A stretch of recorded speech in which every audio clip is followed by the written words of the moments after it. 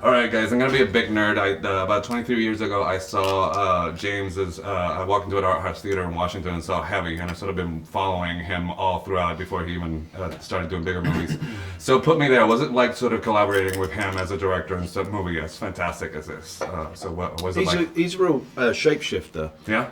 As a director, isn't he? Yeah, He certainly doesn't do the same thing again and again. You know, nothing wrong in that, in honing something that you're obsessed with, but Jim really likes to try very, very different styles of film, and he's an absolutely giddy director. He loves it. How does that manifest on set? His giddiness in terms of getting the work done. He's and being just got giddy? a lot of energy, and he's really fun, and he's got, if you've met him, he's got a huge kind of personality and a big voice, and he puts a lot of the same people around him.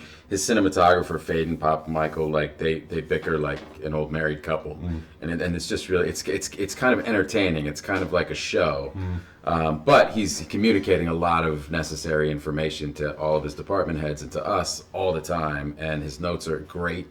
And really helpful to, I'd say, pretty much every department. So he just runs a great. So the story is very specific, but I'm wondering, as you guys as artists, sort of something that spoke to me, sort of how your characters sort of deal with compromise differently. They're trying to do something great, but they have to sort of work within this sort of setting. So I wonder if that aspect of the story spoke to you. Yeah, I mean, look, none of us are an island. You know, we do completely rely upon other people. I don't dwell on it too much. To me, I just go, I just do things, and other people comment on what it is. How about for you, Matt?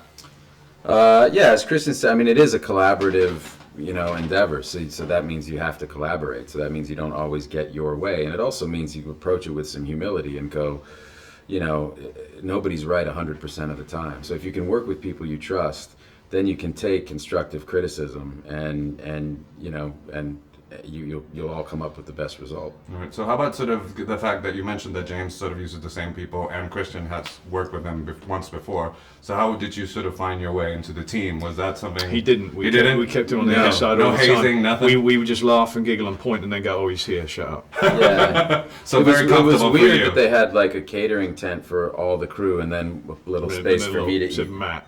Yeah, it was like a little pop-up with a little folding chair and a table, and that's where I would have my meals. How did you recuperate?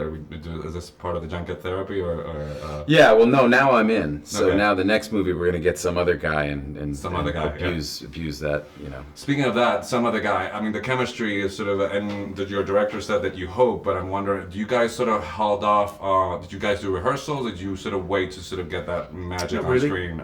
We rehearsed Have I about forgotten? the week before shooting. We went to a couple of the locations and kind of walked through Just walked stuff. it through, Yeah, yeah. yeah. So Just- nothing too elaborate. No, nothing too elaborate. Just more to kind of, all right, this is where we're going to be, and I kind of saw the scene happening, something like this. Maybe we do it out here on this porch, or stuff like that, where you kind of walk. It's like a little walkthrough. Okay.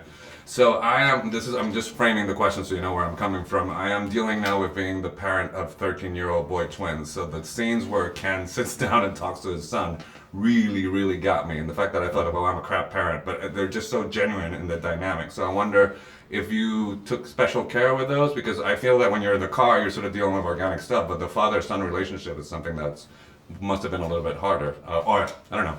Can you tell me about working on those for the movie? Well, I've got more experience actually in my own life in being a dad than I've got in being a car racer. Yeah. You know. So I know, would but say I it was just harder. felt like I But talked to it was obviously a very interesting question of, this is a family man who is getting in a car and potentially not going to get out of that car. How does he balance that? How does he justify it within his own life? No, they're marvelous things. My time's up. Pleasure talking to you. Thanks a lot. All right, you guys have a good day. Appreciate it.